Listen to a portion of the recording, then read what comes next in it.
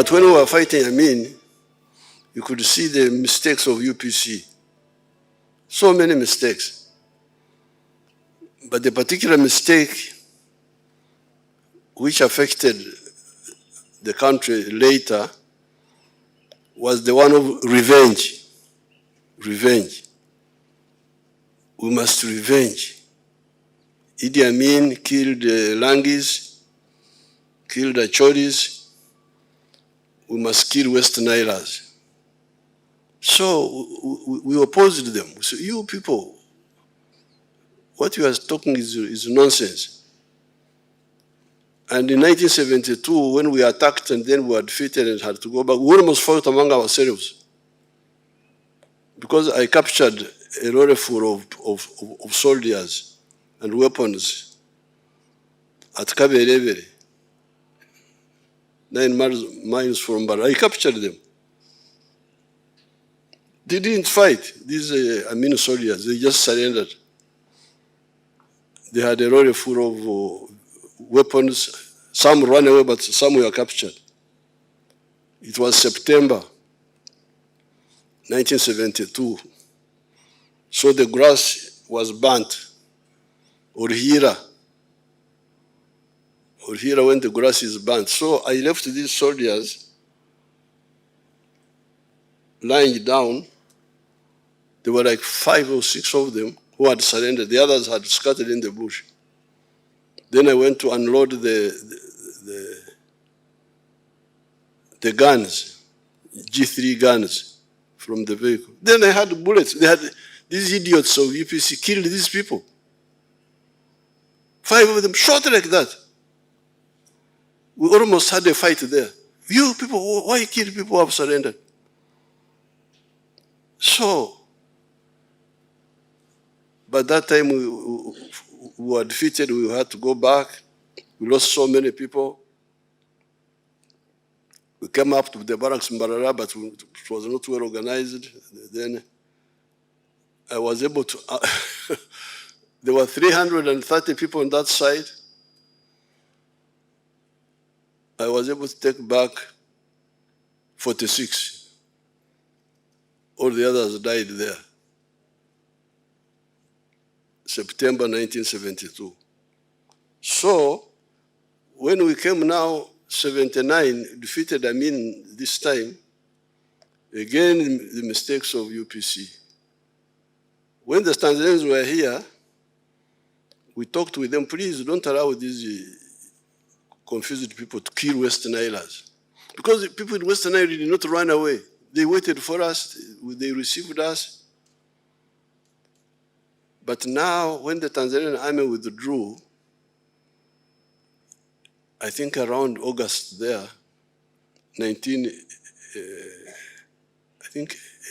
79 or 80, I've forgotten the details. Then that's how the massacres in West Nile started by the UPC. That is what generated the refugees from West Nile to go into Congo and South Sudan. Many of these young people here who are with us in parliament were born in Congo, if you ask them. This was all due to the mistakes of UPC. Now, that's when now Moses Ali, because remember Moses Ali had been fighting the mistakes of Idi Amin quietly in their group. And that's why Idi Amin had dismissed him. But now, he had now a new problem, UPC. So that's how Moses Ali now, and others, Bamuze and others from West Nile, had to form groups to resist UPC now. 500,000 Ugandans were in Congo and in South Sudan. That time, Uganda was number 4 in the whole world regarding the refugees who were coming from here. I think the first was Afghanistan, followed by, I think, Ethiopia, and another one, Uganda was number 4. We had that medal of generating refugees. So when the NRM defeated UPC and Okero's group, we went up to West Nile. I got in touch with these groups, West Nile. No, let me go back a bit. So now, when we launched our own fight against UPC, now this round, February 1981, 6th of February. And we fought, we started fighting. Then on the 6th of June 1981, I had to go out to look for support. I left Matuga, went through Buama, entered the boat at Katebo, entered the boat and went to Kenya, spending some night at Bubeke, in one of the islands. Then I went on to Libya, meeting Muammar Gaddafi on the 21st of June, 1981. Now, when I was in Libya, I met there the former Amin groups for the first time. Moses Ar was there. There were other groups. There was a fellow called Amin Mutiaba. Other people like Habib Kajimu were there. Now, that time we agreed to, the Libyans wanted us to unite, to become one group, but we said no, because of the history of our country. Let's first operate separately. Let the NRA continue doing work separately. The West Nile groups can do their work separately. Kayira can do his work separately, but we coordinate until we agree on the policies properly. So that's how I met Moses Al for the first time. But he was, you could see he wanted cooperation. And he was not, you know, the problem with Africans is inferiority complex. When they are Christians, they try to become Europeans.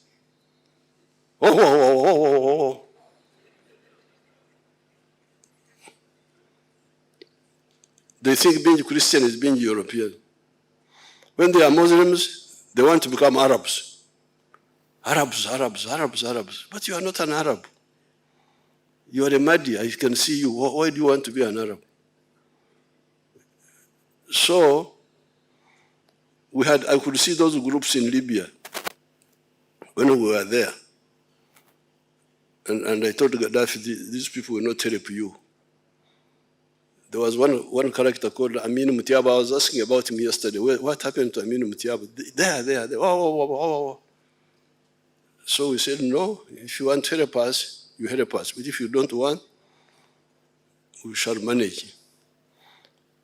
Gaddafi gave us some little support.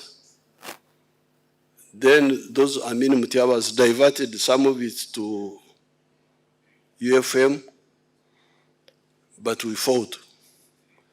So we agreed to coordinate, not to unite, but coordinate.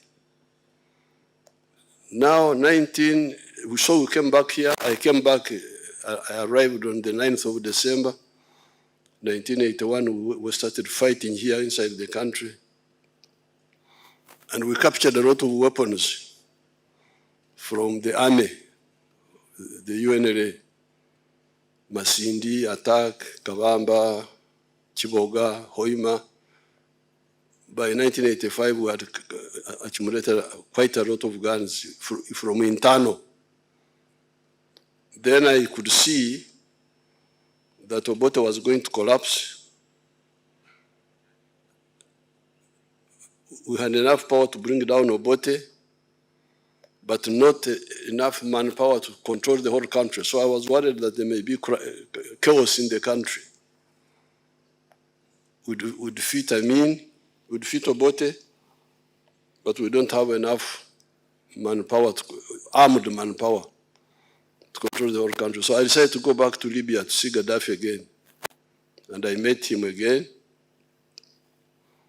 This time he gave me some ammo and some few guns. Later on, I got more guns from Mwalimu. And we had built up a very powerful force.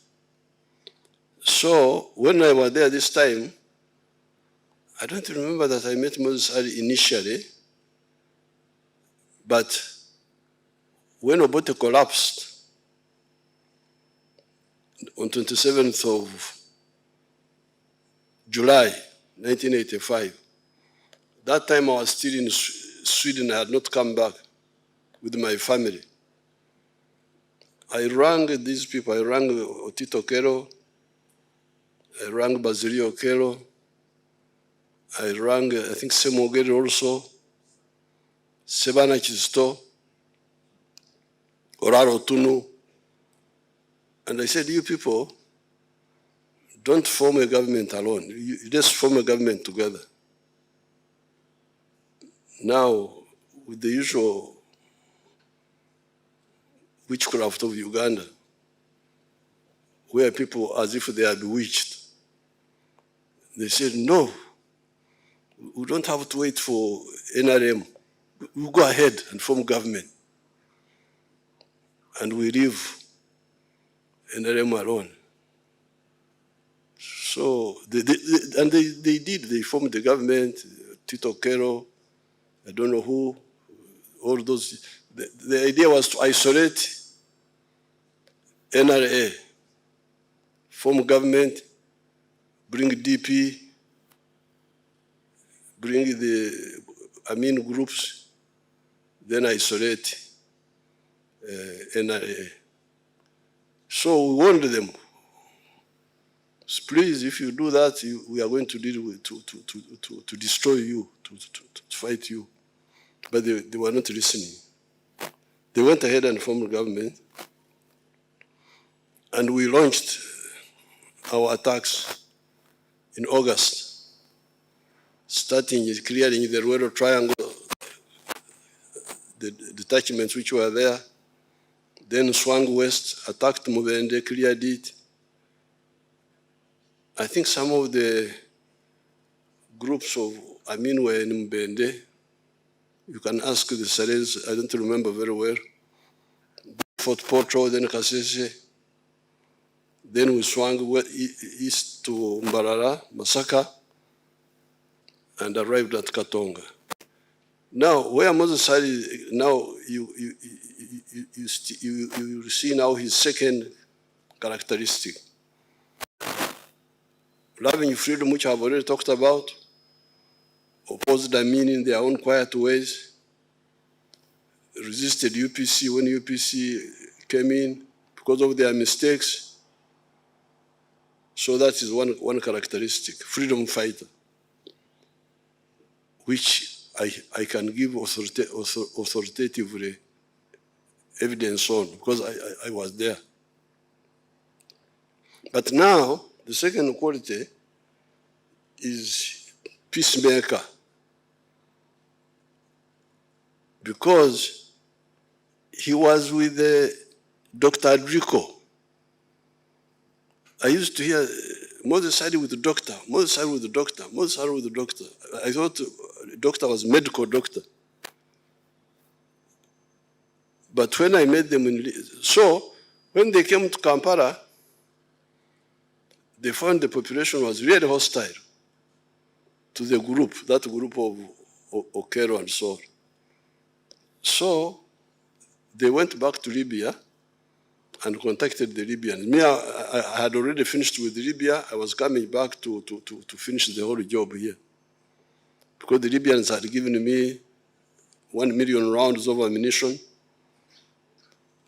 800 rifles, But Mwalimu had given me more rifles, 1 million rounds and 5,000 rifles. So we were in a very powerful position. So I was coming back to finish off the job. But then Gaddafi called me, said, no, you come back here. There is something. So I left Nairobi, went back to Libya.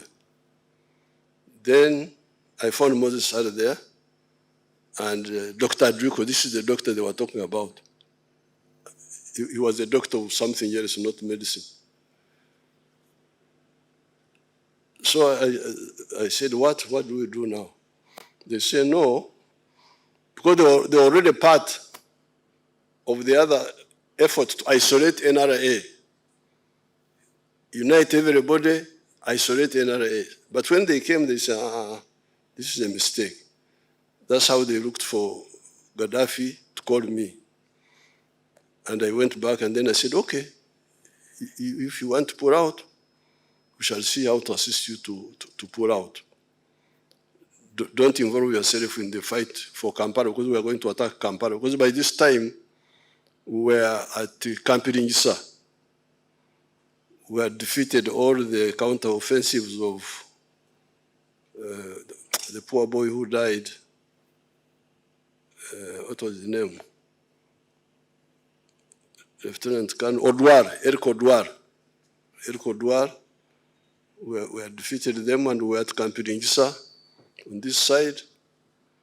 We were at Toboroba on Mitiana side. We were going to. So I agreed with Moses Sadi that the UNLF people who are already part of this group, which was in Kampala, pulled out slowly, and he pulled out slowly. They didn't fight us when we were entering Kampala. That's how our cooperation now started. Then there are others who persisted in trying to oppose, like Juma Orsi. Eventually, he died. So that is the second characteristic of Moses. Dialogue rather than confrontation where possible. The third one, he was really a lover of West Nile. Always pushing for the programs of West Nile. The tarmac road, the electricity, the issue of the veterans, he was always on the forefront. And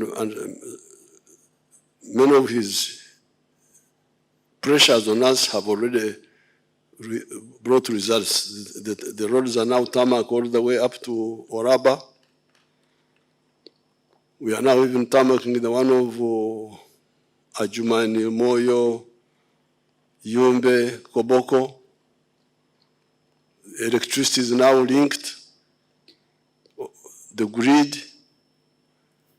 Now, you, the people, the leaders of West Nile, there is something I used to tell Moses Sadi which you must now work on. Yes, the infrastructure is now there, and we are going to expand it. There is the road from Nebi to the border with Congo, and along there up to Aru. There is this other road from Pakwach to Rhino Camp, and then along the Nile. We are going to work on those roads. But remember what I've been telling you in the campaign. People don't sleep on the roads. They sleep in their houses. So the issue of the household incomes for West Nile is something we should agree on. Ever since the tobacco got problems, we need new enterprises. And I have given guidance on all this time on those issues. So therefore, I came here to tell you to give witness to the positive attributes I saw with General Moses Sadi. Number one, freedom fighter. Number 2, peacemaker. Number 3, development person. That's what I saw. I hear that even in the Muslim group, that's why his body had to be taken to Old Kampala, Chiburi, and Naguru. That's what, I didn't know which faction he belonged to among the Muslims. But apparently he belonged to no faction. He was neutral. So this is the Moses Ali I saw. May his soul rest in eternal peace. Thank you so much.